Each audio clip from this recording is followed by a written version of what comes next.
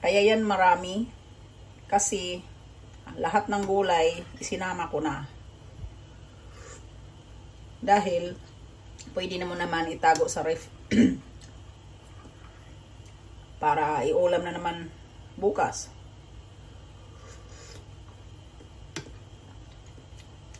Sa sauce pa lang, parang natakam na nga ako. Nandito na nga ako, nagsubo-subo eh.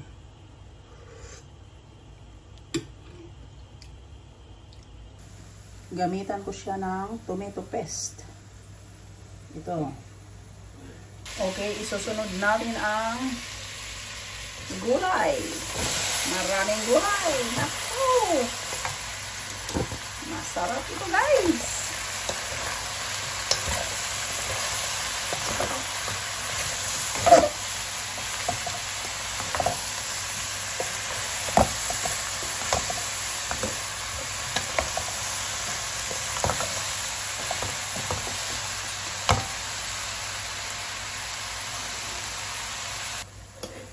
Lagyan natin guys ng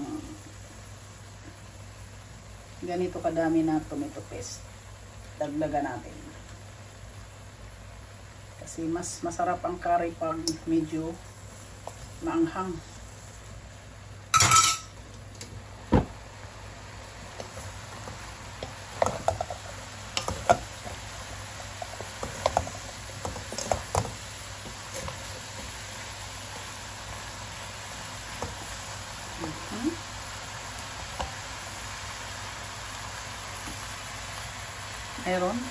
Mayroon pa isang klase na with gata na to.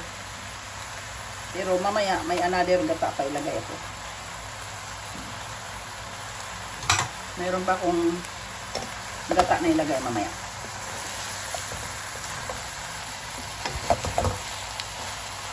Okay, ngayon gamitin na natin ang sabaw sa pagpalambot ng baka.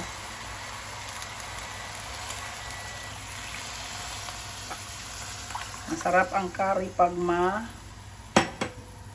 siya, may sauce ba or hindi tuyo. Masarap ang curry pag masarsa ba. So ngayon lutuin natin siya para maluto ang gulay.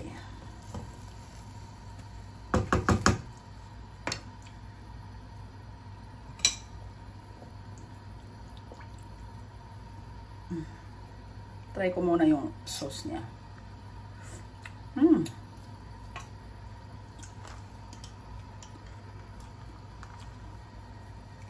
Dagdag ako. Okay.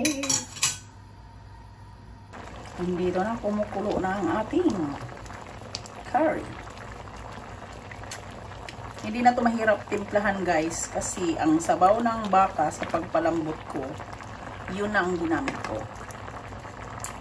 Dahil ang pagpalambot ko ng baka, sinamahan ko ng timpla para magagamit ko yung sabaw. So, diba? Ang sabaw niya hindi pure tubig. Hindi na kailangan yung mga style na chicken cubes, mga magic sarap, hindi na. Dahil doon sa sabaw ng baka, mas masarap na doon. Mas masarap pa sa magic sarap. Kasi pure lasa ng baka yun eh. Ngayon ilalagay na natin ang cabbage, repolyo. Masarap ang ganitong guys, curry, puro gulay. Yung puro gulay na curry masarap.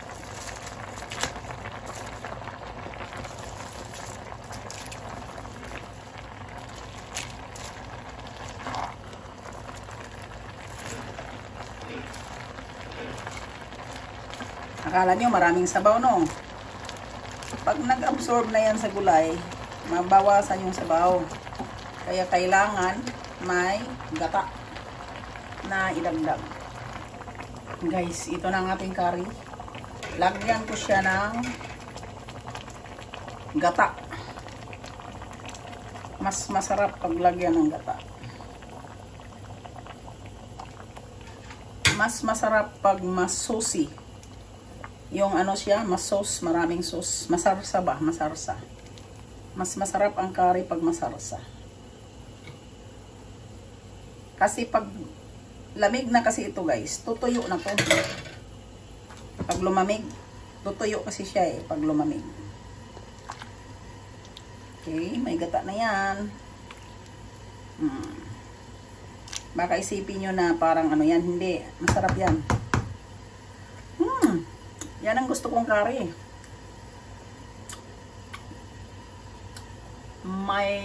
May sarsa na marami. Andito na ang ating curry guys. Para hindi siya masyado maglasaw guys, ilalagyan ko yan ng cornstarch para medyo malapot.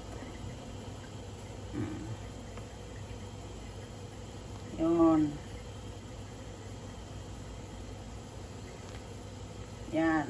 Yan yung curry puro gulay. Curry ito na puro gulay.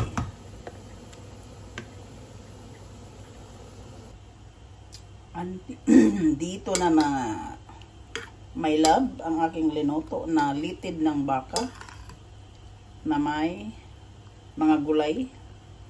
Ang ano niya, recipe niya is curry. Masarap yan.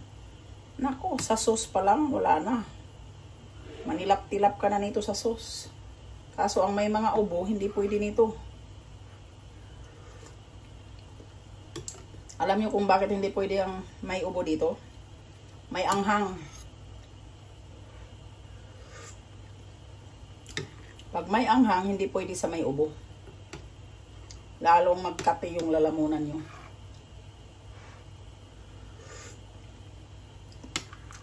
Pag lumamig na ito guys, dito na to siya magtuyo pag lumamig. Hanggat mainit kasi yan, ganyan pa yan. Pero pag lumamig na siya, magano na yan siya, mag medyo sticky pag lumamig. Masarap ang curry guys. Andito nga hindi na ako mapalagay. Natakam na nga ako lagi eh. Kahahain ko lang, mainit. Mainit para bang nagkahangol-hangol. Hindi naman ako naghangol-hangol ano. Yung tinitikman ko lang. Dahil sa sauce pa lang, napapasarap na ako. Siyempre, purihin mo yung purihin mo yung sariling gawa. Dahil, kung walang magpuri, at least ikaw sarili pinupuri mo eh, di ba? Yung sarili mong luto. In fairness, masarap naman talaga. Totoo yun. Dahil ako rin, mapili ako sa luto, mapili ako sa timpla. Pag hindi matama yung timpla ko, ay nako, hindi mo ako mapakain. Kung baga kung na wrong stepping ako sa pagtimpla, hindi mo ako mapakain. Guys, grabe. Ito, testing ko lang ito guys ha. Testing ko lang sa aking curry.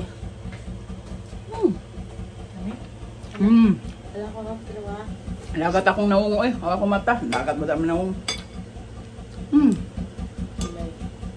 Yung ganitong curry guys, ito yung gamit ng ibang lahi.